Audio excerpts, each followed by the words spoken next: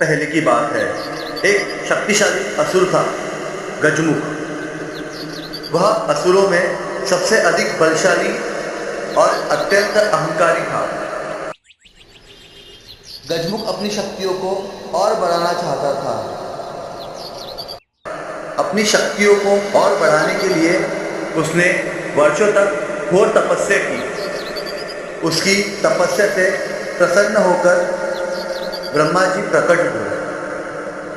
गजमुख ने वरदान मांगा, मुझे कोई भी देवता पराजित न कर सके।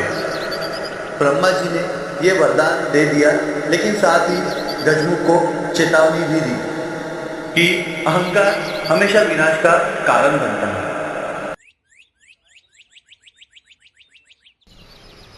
जैसे ही गजमुख को वरदान मिला, उसका अहंकार 7वें आसमान पर पहुंच गया। उसने तीनों लोकों पर हाहाकार मचा दिया।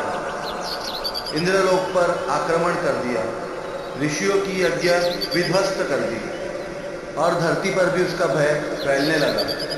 सभी देवता उसके आतंक से त्रस्त हो गए। तब सभी देवता भगवान श्री गणेश के पास पहुंचे और विनम्र से प्रार्थना की, हे विघ्नहर्ता, केवल आप ही हमें संकट से उबार सकते हैं। भगवान श्री गणेश यह देखते हुए मुस्कुराए और उन्होंने गजमुख के विनाश का निश्चय किया। श्री गणेश जी ने गजमुख के युद्ध के न्योते को स्वीकार लिया। गजमुख ने पहले तो उनका उपहास किया और बोला, तू तो एक मोटा सा देवता है, मुझसे युद्ध करेगा। लेकिन जैसे ही युद्ध आरंभ हुआ, गणेश जी की बुद्धि, चपलता और असाधारण बल से गजमुख को स्तब्ध कर दिया और गजमुख को नीचे गिरा दिया। गजमुख धरती पर गिर पड़ा और हार मानकर श्री गणेश जी के चरणों में आ गया।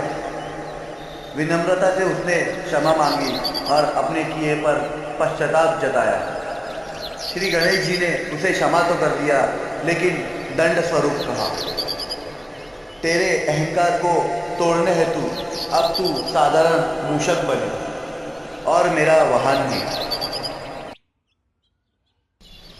यह कहानी हमें दर्शाती है कि चाहे कोई कितना भी शक्तिशाली क्यों न हो, अहंकार का अंत निश्चित है। भगवान श्री गणेश जी की यह विजय न केवल रोमांचकारी है, बल्कि धैर्य